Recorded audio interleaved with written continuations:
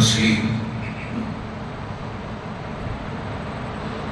قال اللہ تبارک و تعالی فی کلامہ القدیم والفرقان العظیم. اعوذ باللہ السمیع العلیم من الشیطان الرجیم. بسم اللہ الرحمن الرحیم.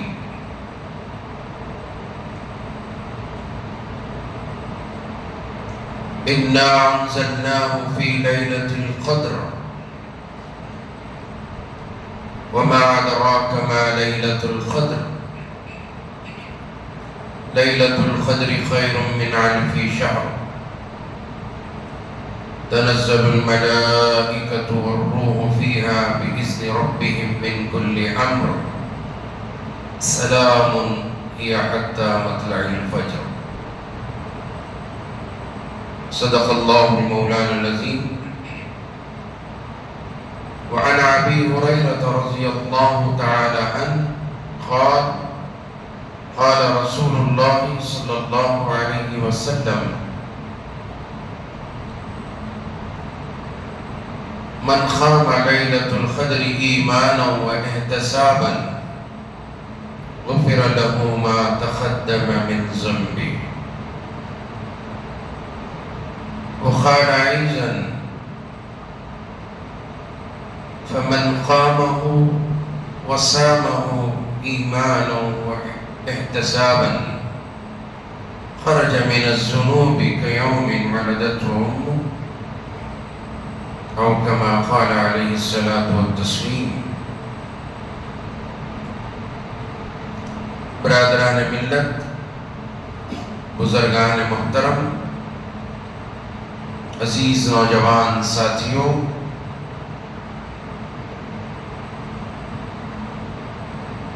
اور معتکفین حضرات، الحمدللہ ثم الحمدللہ کل کی شب ہم نے پورے یقین کے ساتھ ایمانی کیفیت کو ساتھ میں لیتے ہوئے یقین اور احتساب کی دولت کو سینوں میں رکھتے ہوئے دوگانہ لیلۃ القدر کو ادا فرمایا. آپ سب کو میں دوگانہ لیلۃ القدر کی بصمیم قلب پرخلوص مبارکباد پیش کرتا ہوں، اس لیے کہ یہ مبارکبادی کا ہی یہ عمل ہے جن کو اللہ تبارک و تعالی یقین کی دولت دیتا ہے. یقین کی دولت ایسی دولت ہے جو پائے استقامت میں ذرا بھی جنبش آنے نہیں دیتی، بلکہ وہ جمع رہے گا چاہے دنیا کچھ بھی کہہ لے، دنیا والے کچھ بھی کہہ لیں، اور چاہے لاکھ روکنے کی بھی کوشش کریں، لیکن آپ دیکھتے جا رہے ہیں اور انشاءاللہ قیامت تک آپ دیکھتے رہیں گے کہ دوگانہ لیلۃ القدر پوری آب و تاب کے ساتھ، پوری عصمت کو لیے ہوئے، پورے یقین کے ساتھ، احتساب کے ساتھ، پورے جوش ایمانی کے ساتھ ادا کرنے والوں کی تعداد بڑھتی ہی رہے گی، کم تو نہیں ہوگی. کم ہونے کا سوال ہی پیدا نہیں ہوتا. کل یہ فقیر شہر گلستان بنگلور میں فرا مسجد ہے، وہاں پر دوگانہ لیلۃ کی ادائیگی کے سلسلے میں ان کی دعوت کو قبول کرتے ہوئے گیا تھا، تو وہاں پر بھی جس طرح کا منظر ہم یہاں پر اپنے اس دائرے میں دیکھتے ہیں، اب وہ تو سٹی ہے، میٹروپولیٹن سٹی ہے، دور دور لوگ قیام پذیر ہیں، باوجود اس کے ان کے جوش ایمانی کو میں سلام کرتا ہوں کہ پورے اپنے اہل و عیال کو ساتھ لے کر جو کل کی نماز کو ادا کرنے کے لیے آئے ہیں۔ جگہ کی تنگی ہوئی، منتظمین بار بار یہ اعلان کرتے رہے کہ بالکل لگ لگ کر قریب ہو کر کھڑے ہوں، جگہ کی بہت تنگی ہے، باہر پوری مسجد first floor, second floor, third floor, سامنے جو مدرسہ ہے اس مدرسے میں اور بازو راستے میں، روڈ میں، ادھر بازو روڈ میں چاروں طرف، گویا بتانے کا مقصد یہ ہے کہ جتنا روکیں گے اتنا یقین کی دولت بڑھتی چلی جائے گی، جتنا شکوک و شبہات میں مبتلا کرنے کی کوشش کریں گے، جتنا برین واش کرنے کی کوشش کریں گے نوجوانوں کی، اتنا ہی زیادہ جوش اور جذبہ اور یقین ہمارے نوجوانوں میں پیدا ہوتا چلا جائے گا۔ اور تنگی کی بات جو میں نے کہی کہ ایک معنی خدر کے تنگی کے بھی لیے جاتے ہیں، مفسرین نے لیلۃ القدر کے ایک معنی تنگی کے بھی لیے ہیں، یہ تنگی والی رات۔ آپ تعجب کریں گے یہ تنگی والی رات کیسی؟ اتنی کثرت کے ساتھ فرشتوں کا نزول ہوتا ہے، روح الامین جبرائیل امین علیہ السلام تمام فرشتوں کو لے کر جو روئے زمین پر اترتے ہیں، تو اتنی تعداد میں لامحدود فرشتے زمین پر نازل ہوتے ہیں کہ کہیں قدم رکھنے کی جگہ باقی نہیں رہتی۔ حدیث میں آتا ہے کہ سنگریزوں سے بھی زیادہ، سنگریزے کنکریوں سے بھی زیادہ فرشتوں کا نزول کل کی رات ہوا ہے۔ تو ایک معنی تنگی کے یہ لیے گئے مفسرین کرام نے۔ تو عزیزان محترم، قرآن مجید کی ایک سورت جو سورہ قدر کے نام سے مشہور و معروف، جس پر اللہ تبارک و تعالیٰ کا ارشاد ہے اِنَّا أَنزَلْنَاهُ فِي لَيْلَةِ الْقَدْرِ، ہم نے اس کو نازل کیا۔ کس کو نازل کیا؟ پورے قرآن مجید میں اس کا تذکرہ نہیں ہے، صرف اشارہ دیا گیا، کہا ہم نے اس کو نازل کیا۔ اب ہو کی ضمیر انزلناہو، ہو کی جو ضمیر راجع ہو رہی ہے، پلٹ کر کس کی طرف جا رہی ہے؟ پوری سورت کے اندر اس کا ذکر نہیں ہے، یہ حتی مطلع الفجر تک ذکر نہیں ہے، لیکن حضور صلی اللہ علیہ وسلم کے صحابہ، تابعین، تبع تابعین اور علماء دین و دین، مفسرین، محدثین، سب کا اس بات پر اتفاق ہے کہ او کی ضمیر جو راجع ہو رہی ہے، جس کی طرف اشارہ ہے اس سورہ کے اندر کہ ہم نے اس کو نازل کیا، تو یہاں اس کو سے مراد قرآن مجید ہے۔ قرآن مجید جس کو اللہ نے اپنے آخری کلام کو اپنے آخری رسول کے قلب اطہر پر نازل فرمایا۔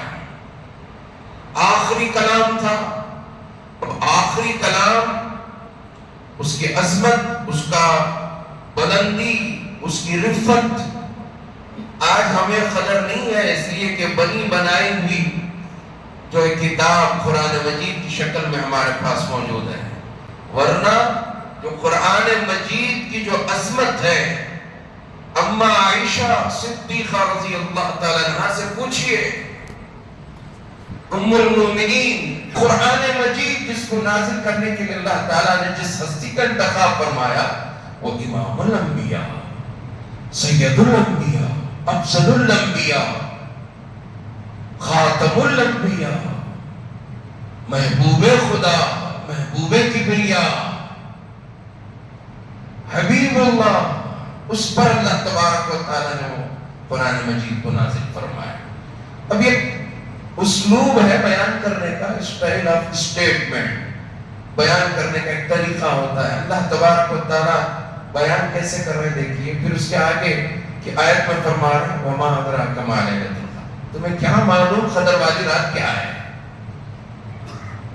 ایک جو ہے یہ اسلوب ہے، طریقہ ہے کہ میں بھی اگر آپ کو بتاؤں کہ ارے میں آپ کو معلوم، تو آپ فوراً متوجہ ہو جائیں گے میری طرف، تجسس بڑھتا جائے گا آپ کا۔ ارے کیا بولنا چاہ رہے ہیں میاں، کون سی بات ہے وہ، کیا بات ہے وہ، کون سا ایسا جو ہے واقعہ بیان کرنا چاہ رہے ہیں؟ بار بار آپ پوچھیں گے بولو جلدی بولو، کیا ہو، نہیں معلوم مجھے، نہیں معلوم، بولیے گا۔ تو سامنے والے کا پورا اٹینشن اپنی طرف متوجہ کرنے کے لیے، پورا اس کے دل و دماغ کو اپنی طرف متوجہ کرنے کے لیے یہ انداز ہوتا ہے بیان کرنے کا کہ آپ کو کیا معلوم ہے قدر والی رات کیا ہے۔ یہ جانتے ہوئے اللہ تعالیٰ علیم و خبیر ہے، وہ جانتا ہے کہ حضور صلی اللہ علیہ وسلم کو معلوم نہیں ہے قدر والی رات کیا ہے، میں بتاؤں گا تو معلوم ہوگا۔ باوجود اس کے یہ معلوم رہتے ہوئے اللہ تعالیٰ کو کہ قدر والی رات کیا ہے حضور کو نہیں معلوم، میں بتاؤں گا تو معلوم ہوگا، باوجود اس کے پوچھ رہے ہیں۔ ایک طریقہ ہے یہ، جیسے ہم کسی کو کہتے ہیں یہ آپ کو معلوم ہو، واقعہ معلوم، تو آپ ایسا توجہ ہو جائیں گے، متوجہ ہو جائیں گے، اور ایسا تجسس آپ کا بڑھتا جائے گا، بڑھتا جائے گا۔ آپ جب تک وہ بات سن نہیں لیتے آپ بے چین بے تاب رہیں گے کہ کیا ہے کہ وہ کیا ہے، میرا پرسنلی میٹر ہوگا، کیا ہے نہیں معلوم، کیا ہے نہیں معلوم۔ تو یہ جب تک آپ سامنے والا بولے گا نہیں آپ مطمئن نہیں ہوں گے۔ تو یہاں بھی اللہ تعالیٰ فرما رہے ہیں وَمَا أَدْرَاكَ مَا لَيْلَةُ الْقَدْرِ، کیا آپ کو معلوم ہے کہ قدر والی رات کیا ہے؟ پھر اس کے بعد خود اللہ جواب دے رہے ہیں لَيْلَةُ الْقَدْرِ خَيْرٌ مِّنْ أَلْفِ شَهْرٍ، یہ وہ رات ہے جو 1000 مہینوں سے زیادہ بہتر ہے۔ خیر کے معنی کیا ہے؟ بہتر ہے۔ تو عزیزان محترم، وہ رات ہمیں نصیب ہوئی، اور پورا عالم اسلام ویسے تو تاخ راتوں میں ڈھونڈتے تو ہیں ضرور، تلاش تو ہے، لیکن تاخ عددوں میں جو 7 کا جو تاخ عدد ہے، یعنی 27ویں شب ہے، اسی شب کو ہی تمام عالم اسلام میں، تمام مساجدوں میں ختم القرآن ہوتا ہے، پوری مسجدوں کو بخے نور بنایا جاتا ہے، لائٹوں میں چمکا دیا جا رہا ہے۔ دیگر تاخ راتوں میں یہ اہتمام نہیں، 27ویں شب کو یہ اہتمام، ہر مسجد بخے نور بنی ہوئی ہے، لائٹوں میں چمک رہی ہے، اور دیگر تاخ راتوں کی بنسبت 27ویں شب کو دل دھرنے کی جگہ نہیں ہے مسجدوں کے اندر۔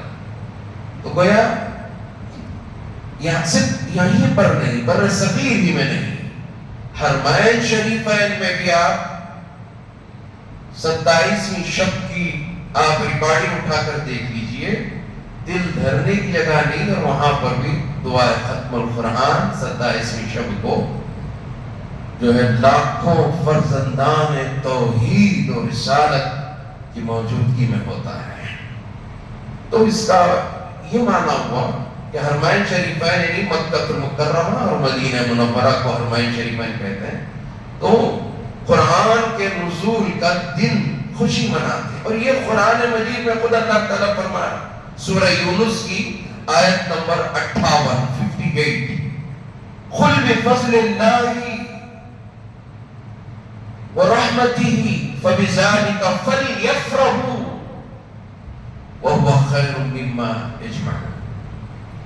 اللہ تعالیٰ فرما رہے ہیں کہ اے محمد صلی اللہ علیہ وسلم آپ کہہ دیجئے، اپنی امت سے کہہ دیجئے، مسلمانوں سے کہہ دیجئے، اللہ نے جو فضل کیا، رحمت اور فضل جو دیا ہے اس کی خوشی مناؤ۔ فرح کے معنی ہیں فرح یفرح، اس کے حقیقی معنی ہیں اترانے کے، خوشی سے سینہ تان کر خوشی منانا، اترانا، اکڑنا۔ حد سے زیادہ خوش ہوتا ہے انسان تو اتراتا ہے، وہ اتراتا ہوا پھرتا ہے۔ تو اللہ تعالیٰ فرماتے ہیں کہ فَبِذَلِكَ فَلْيَفْرَحُوا، قرآن فضل، اللہ کا جو فضل ملا ہے، رحمت ملی ہے، اس کی خوشی میں جو ہے تم اس کی خوشی مناؤ۔ اب یہاں جمہور مفسرین کرام اس آیت کا اختلافات ہیں، لیکن مفسرین، رئیس المفسرین حضرت عبداللہ ابن عباس، حضرت امام حسن، حضرت قتادہ بن نعمان رضی اللہ تعالیٰ عنہ اس آیت مبارکہ میں فضل سے مراد اسلام لیتے ہیں، رحمت سے مراد قرآن لیتے ہیں۔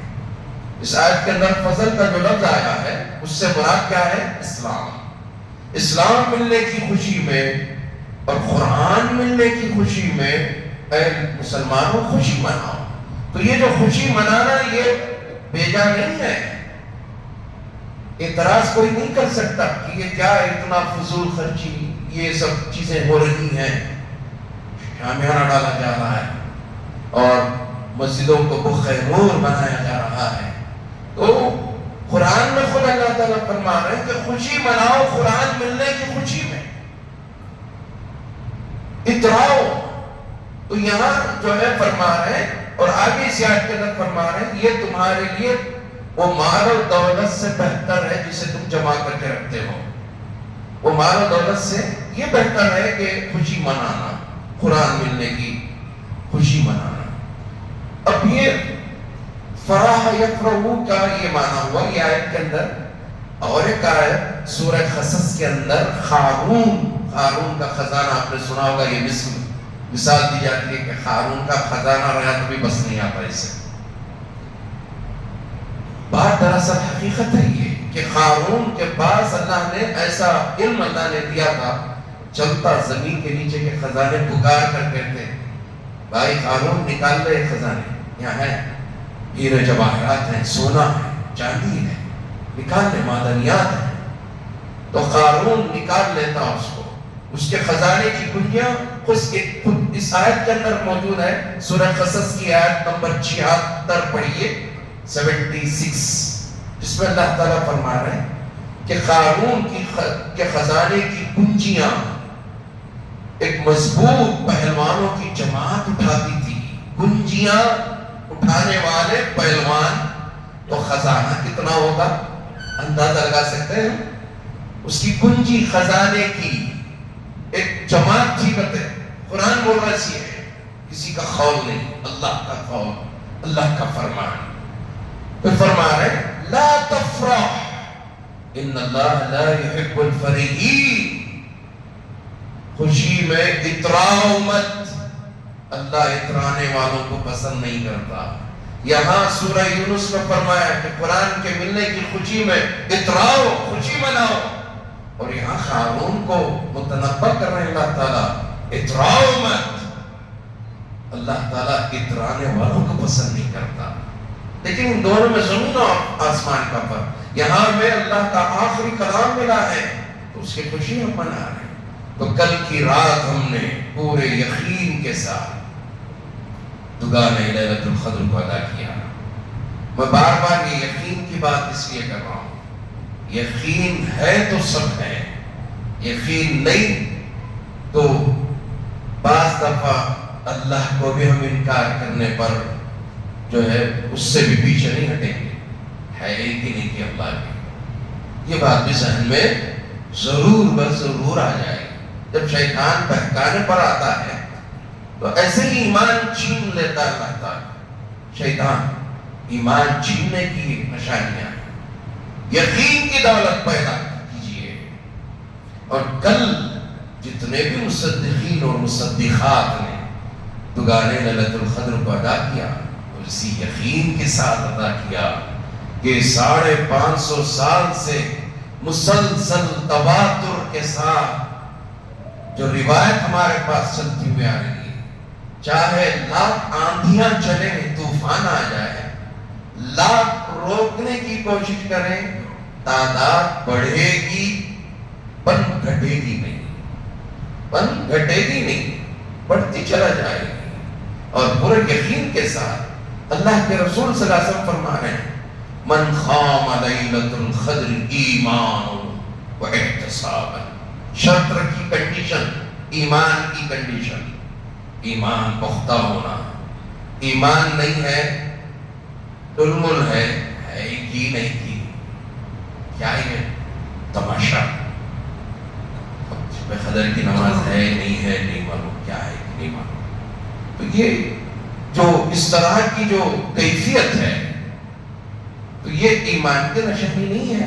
ایمان کی نشانی تو وہ ہے من خام لیلۃ القدر ایمان و احتسابا، جس نے لیلۃ القدر میں قیام کیا، قیام کیا، ایمان کی کنڈیشن رکھی پہلے، ایمان کے ساتھ، احتساب کے ساتھ، مجھے اللہ کو حساب دینا ہے، جواب دہی کا احساس، یقین، پختہ یقین، ایمان پختہ، اس کے ساتھ ہم نے لیلۃ القدر میں قیام کیا۔ اب قیام مختصر وقفے کا بھی ہو سکتا ہے۔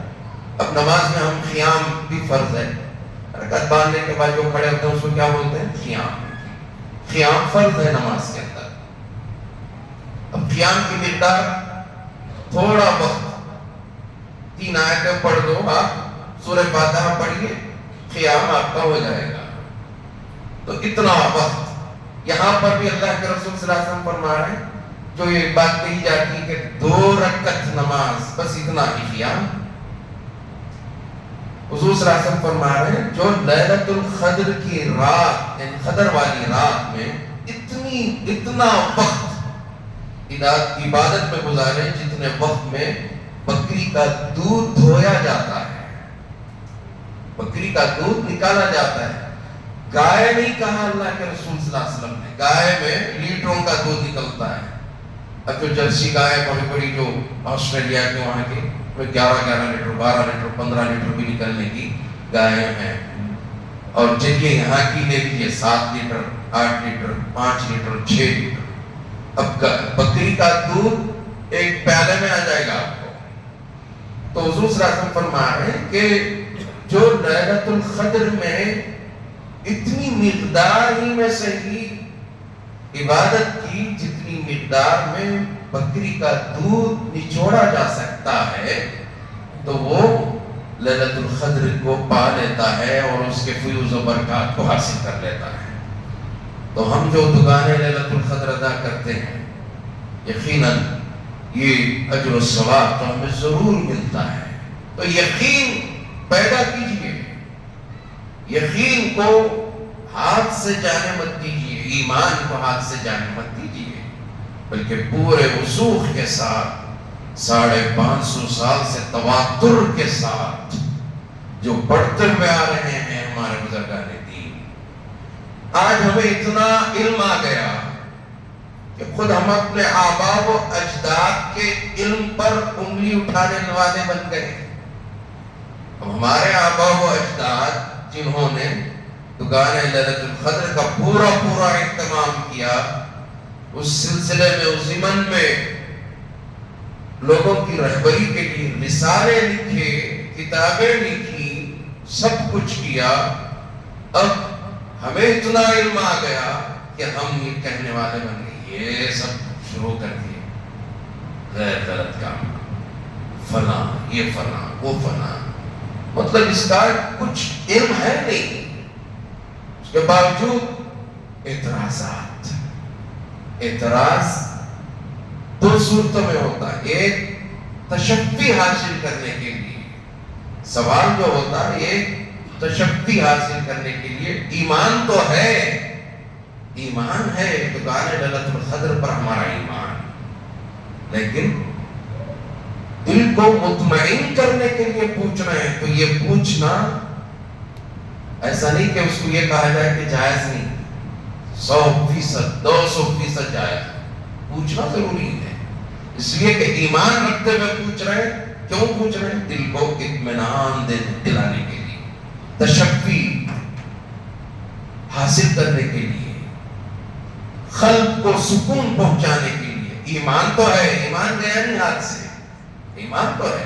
تو یہ سوال، ایک سوال ہوتا ہے، یہ ایک سوال وہ ہوتا ہے جو خامخواہ اعتراض، یہ کیوں، یہ کیسا، وہ کیسا، ذہنوں کو منتشر کرنے کے لیے، ذہنوں کو الجھانے کے لیے۔ تو عزیزان محترم، الحمدللہ ثم الحمدللہ، یہ بس چند لوگ ہوتے ہیں جو اس طرح کی گفتگو کرتے ہیں، ورنہ آپ دیکھے ہوں گے کہ کتنی تعداد میں لوگ جمع ہوئے، خدا نے لیلۃ القدر کو ادا کیا، اور 27ویں شب ہی شب قدر ہے۔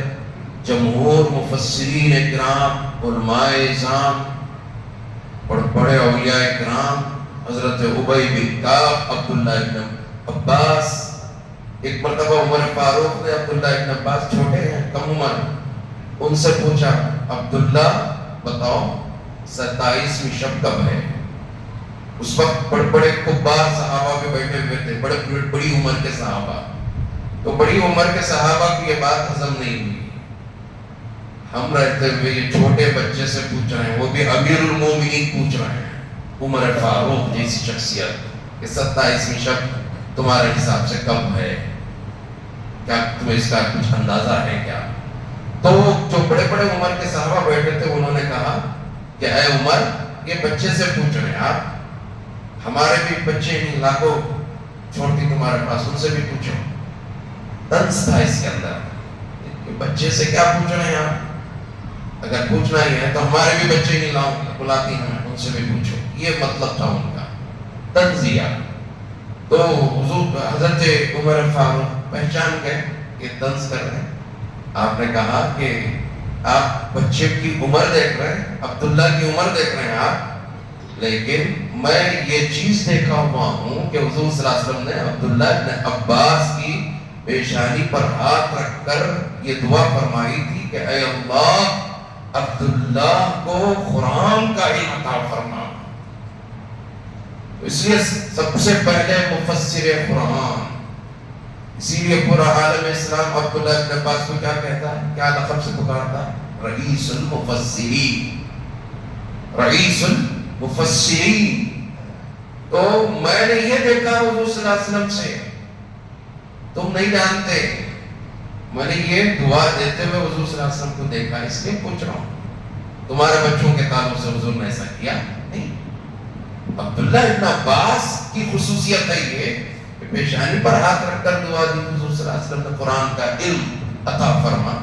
تو پھر عبداللہ ابن عباس کہنے لگے، امیر المومنین دیکھیے، اللہ کو عددوں میں 7 کا طاق عدد پسند ہے، اور طاق عددوں میں 7 کا عدد بہت زیادہ پسند ہے، اسی لیے زمین 7، آسمان 7، دن 7، رات 7، طواف کعبہ چکر جو لگائے جاتے ہیں 7 مرتبہ، صفا و مروہ کی صحیح 7 مرتبہ، رمی جماعت، شیطان کو جو کنکریاں ماری جاتی ہیں، 3 شیطانوں کو کنکریاں مارنے کے لیے 21 جو ہے کنکر چن لیے جاتے ہیں، چھوٹے شیطان کو 7 کنکر، درمیانی شیطان کو 7 کنکر، بڑے شیطان کو 7 کنکر، اور قرآن کی قرات 7 لہجوں میں قرات ہے۔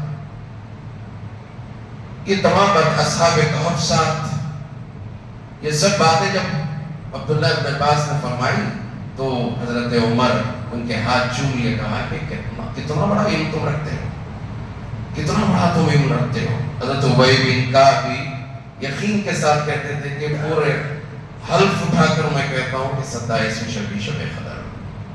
ابو ذر غفاری رضی اللہ عنہ، حضرت سیدنا شیخ عبد القادر جیلانی محبوب سبحانی، جن کے ہم گیاری تو پورے اہتمام کے ساتھ کرتے ہیں، ان کا بھی قول یہی کہ 27ویں شب۔ تو الحمدللہ ثم الحمدللہ، ہم نے پورے ایمان کے ساتھ یقین کے ساتھ، یقین کی دولت کو رکھتے ہوئے ہم نے دگانے لیلۃ القدر کو ادا فرمایا ہے۔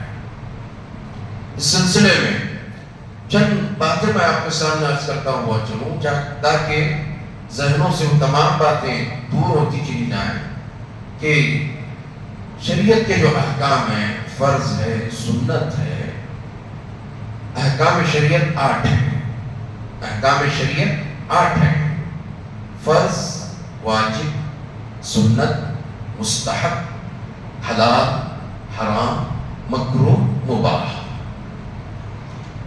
یہ 8 احکام شریعت ہیں۔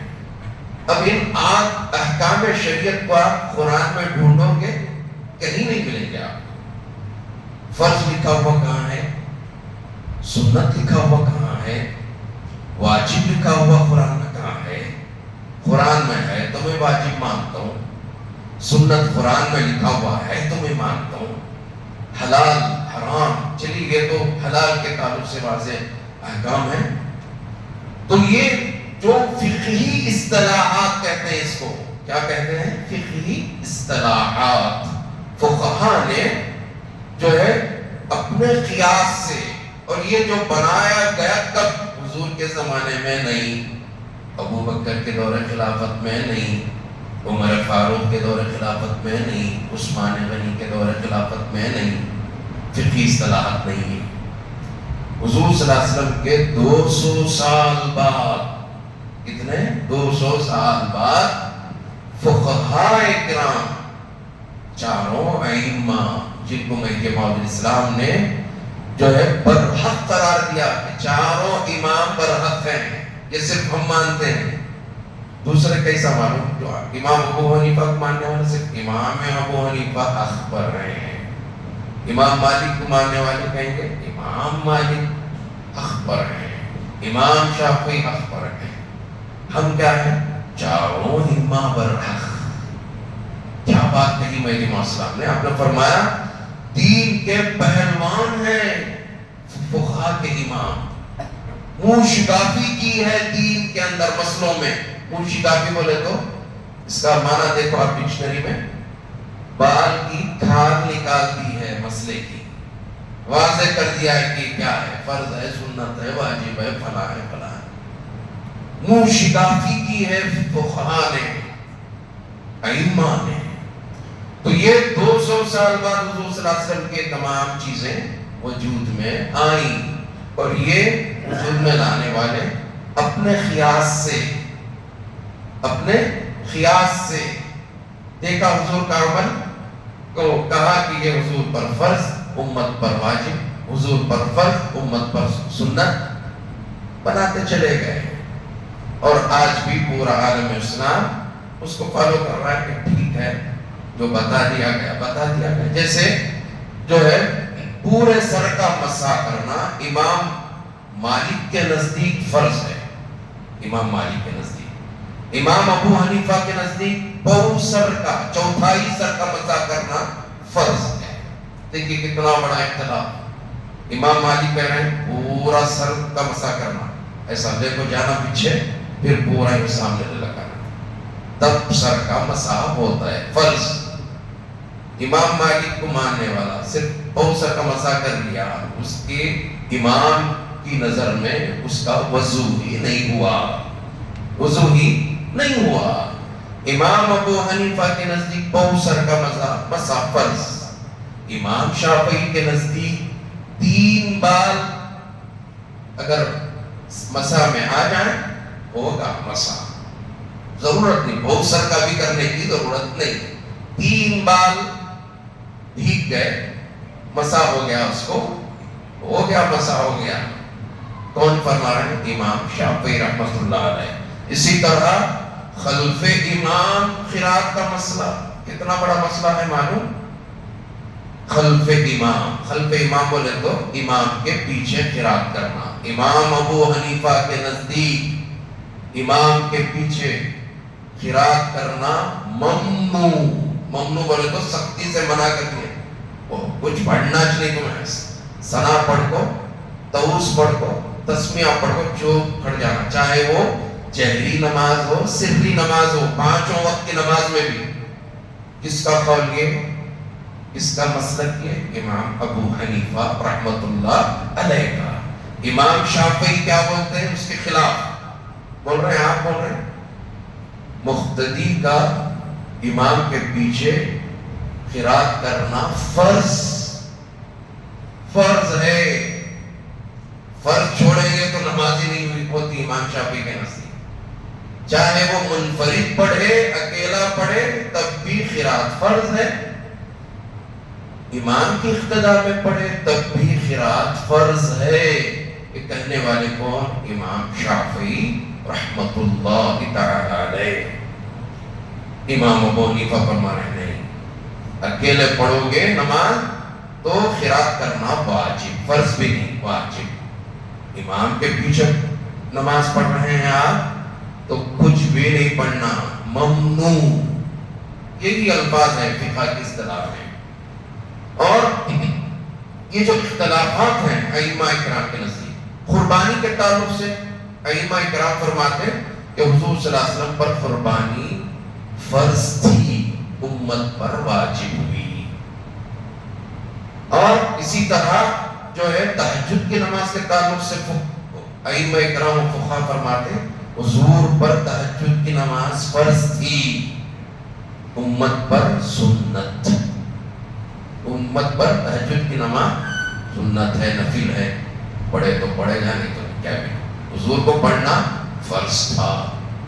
تو یہ جو قیاس کیا گیا، قیاس کی بنیاد پر مسائل بتائے گئے، میں چند مثالیں میں آپ کو دے رہا ہوں تاکہ آپ کے ذہنوں سے یہ بات معلوم ہو جائے کہ یہ جو ہے فقہاء کرام نے 200 سال بعد یہ تمام جو ہے فرض، واجب، سنت، مستحب، حلال، حرام، مکروہ، مباح، یہ سب اصطلاحات فقہاء کی ہیں، فقہاء کی ہیں یہ۔ تو جب فقہاء کو یہ حق حاصل، فقہاء کو جو غیر معصوم ہیں، معصوم نہیں ہے، جن کے تعلق سے حضور صلی اللہ علیہ وسلم نے یہ نہیں کہا کہ یخطو اسری ولا یخطی، یہ میرے نقش قدم پر چلیں گے، خطا نہیں کریں گے، یہ کس کے تعلق سے بولے؟ مہدی موعود کے تعلق سے۔ ہمارے آقا، ہماری جان، ہمارا ایمان جس پر ہے، حضرت سید میاں سید محمد مہدی موعود علیہ السلام کے تعلق سے حضور صلی اللہ علیہ وسلم فرمائے المہدی منی، مہدی مجھ سے ہیں، میرے نقش قدم پر چلیں گے، خطا نہیں کریں گے، بھول چوک نہیں ہوگی، ان سے خطا نہیں ہوگی۔ تو یہ کس کے تعلق سے بولے؟ امام ابو حنیفہ کے تعلق سے بولے، امام شافعی کے تعلق سے بولے، امام مالک کے تعلق سے بولے؟ نہیں، امام مہدی کے تعلق سے بولے ہیں۔ تو غیر معصومین کو یہ حق پوری شان کے ساتھ ہم دینے کے لیے تیار۔ ایک معصوم کو اس حق سے محروم، معصوم یعنی خطا شخصیت کو جو حضور کے نقش قدم پر قدم بقدم چلنے والا۔ عزیزان محترم، اور ایک ذہن میں یہ بات بھی آتی ہے کہ ایک ہی وقت میں 2 فرض کئی طرح سے الجھانے کی کوشش نوجوانوں کو کوشش ہوتی ہے، لیکن الحمدللہ ہمارا نوجوان ایمان عقیدے میں راسخ، پختہ یقین رکھنے والا، وہ باتوں میں نہیں آئے گا۔ ایک ہی اقامت نہیں، کچھ اذان اقامت، یہ وہ بھی عشاء کی نماز کے لیے، اس کے لیے اقامت کہاں ہے؟ کہاں گئی اقامت؟ فرض کے تو اقامت ہونا۔ تو جو حجاج کرام یہاں پر بیٹھے ہوئے ہیں، حج کو گئے ہوئے حضرات، تجربہ ہے ان کو، اس سے گزرے ہیں وہ، کہ عرفات کے میدان میں بوقت ظہر اور عصر کی نماز ملا کر پڑھی جاتی ہے، پڑھتے ہی نہیں پڑھتے، ایک ہی اذان، ایک ہی اقامت، ظہر کے وقت میں عصر کی بھی نماز۔ آپ یہاں پڑھ کے بتا دیجئے، اس کو لوگ دیوانہ کہیں گے، کیا ہے ظہر کے ٹائم عصر پڑھ رہے ہیں، ظہر بھی عصر بھی ملا کو پڑھ رہے ہیں، ظہرین بول کے پڑھ رہا ہے، ظہرین جو اہل تشیع کا یہ ہے وہ کہ دو دو نمازیں ملا کر پڑھتے ہیں، مغربین، مغرب اور عشاء ملا کر پڑھتے ہیں، مغربین. تو یہ جو یہ ہے کانسیپٹ ہے جو کہا جاتا ہے، تو حجاج کرام سے پوچھ لیجیے، آپ پڑھ کر آئے ہیں وہاں پر ظہر کے ٹائم میں، ظہر بھی پڑھے ہیں، ظہر ہوتے ہی عصر کو پڑھے ہو گئے، اللہ اکبر، وہ بھی امامت کے ساتھ، جماعت کے ساتھ، عرفات کے میدان میں. اور پھر اسی طرح مزدلفہ میں مغرب اور عشاء ملا کر عشاء کے وقت پہ پڑھی جاتی ہے. مغرب کا وقت نازک ڈل گیا، عشاء کا شروع ہوا، اب عشاء کے وقت میں عشاء مغرب پڑھ کر عشاء پڑھی جا رہی ہے، دو فرض ایک ساتھ ملائے جا رہے ہیں. تو چند مثالیں تھیں جو ذہنوں میں جو چیزیں پیدا ہوتی ہیں اس کا جو ہے خلاصہ ضروری ہوتا ہے، تاکہ ہمارے نوجوانوں میں جو ہے باقاعدہ ایک معلومات کا ذخیرہ ان کے ذہنوں میں ہو، اور باقاعدہ جو ہے ان کے ذہن میں یہ بات بیٹھ جائے کہ ہمارا عمل جو ہے کوئی خلاف شریعت نہیں ہے. ہم جو ہے پورے یقین کے ساتھ، پورے ایمان کے ساتھ، ایمانی کیفیت لیے ہوئے کل ہم نے دوبارہ لیلۃ القدر کو ادا کیا، قابل مبارکباد ہے. میں دوبارہ آپ سب کو دوبارہ لیلۃ القدر کی پرخلوص مبارکباد پیش کرتے ہوئے دعا گوں کہ اللہ تعالی ہم سب کو ایمان پر، عقیدے پر، اپنے اسلاف کی روش پر، اسلاف کی روش پر، اپنے آباء و اجداد کے طریقے پر قائم و دائم رکھے، چاہے ہمیں ان سے زیادہ علم بھی حاصل ہو جائے. وہ ایسا تو نہیں ہے اس زمانے میں، کیا میں اپنے والد کا علم میں لا سکتا ہوں؟ بولیے، آپ خود بولیے. نہیں، میں ان کی قدموں کی دھول بھی نہیں، میں تو اپنے آپ کو سمجھتا ہوں کہ قدموں کی دھول بھی نہیں. یہاں پر بیٹھے ہوئے ہیں والد صاحب کے ساتھ اٹھنے بیٹھنے والے، پوچھئے، باقاعدہ کہتے ہیں کہ ہم جو تربیت جو ہماری ہوئی ہے، ہم نے جو کچھ بھی سیکھا والد بزرگوار سے سیکھا، بڑے مرشد سے سیکھا. 30 سال کا عرصہ ہوا، 1995 میں انتقال ہوا. اب کل جو عرس ہم نے منایا ہے، 30واں عرس ہم نے منایا ہے، لیکن آج بھی وہ اب ذہنوں سے اوجھل نہیں ہوئے ہیں. ان کی باتیں، ان کا کردار، ان کے اخلاق، ان کی عبادت، ان کی طرز زندگی، ان کی جو ہے درویشانہ فقیرانہ زندگی، یہ آج بھی ذہنوں میں لوگوں کے ثبت کر چکی ہے. تو میں اپنے والد کا علم نہیں رکھ سکتا، اپنا دادا تو چھوڑیے، وہ تو استاد الشعراء، کہنا مشق عالم دین، ان کی بات تو چھوڑیے، میں اپنے والد کے قدموں کی بھی دھول کا ایک ذرہ بھی نہیں ہوں میں. تو اگر کوئی یہ سوچ لے کہ مجھے علم آ گیا بہت بڑا علم، کہ اپنے باپ دادا کو ہی نکار رہے ہیں، تو یقیناً یہ بہت بات صحیح نہیں ہے. الحمدللہ یقین کی دولت کو اپنے سینے سے لگا کر رکھیے، جانے مت دیجیے، اور پورے یقین کے ساتھ پڑھتے جائیے. اللہ تعالیٰ فضل فرمانے والا ہے، اللہ تعالیٰ دلوں کے حال کو جاننے والا ہے. اللہ تبارک و تعالیٰ سے میں دعا گوں کہ اے باری تعالیٰ ہم تمام کو راسخ العقیدہ مہدوی بنا اور سچا پکا مسلمان بنا.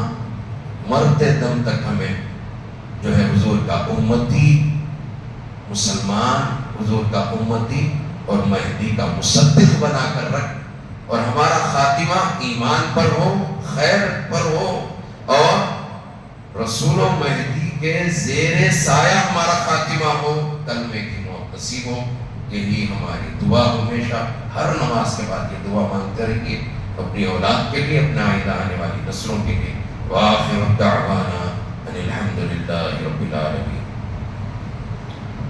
عزیزان محترم، جیسا کہ آپ جانتے ہیں کہ کل عرس تھا، لیکن دوگانہ لیلۃ القدر ہونے کی وجہ سے دوسرے دن عرس کیا جاتا ہے. آج بروز جمعہ والدی مرشدی حضرت پیر و مرشد الحاج حکیم سید اسحاق صاحب تاثیر علیہ الرحمہ کے عرس مبارک حضرت پیر و مرشد الحاج مولانا مولوی سید حسین میاں صاحب ساقی زائر فرا مبارک کی جانب سے بعد نماز مغرب ثنا خان ہال میں عرس مبارک کی دعوت کا اہتمام کیا گیا ہے۔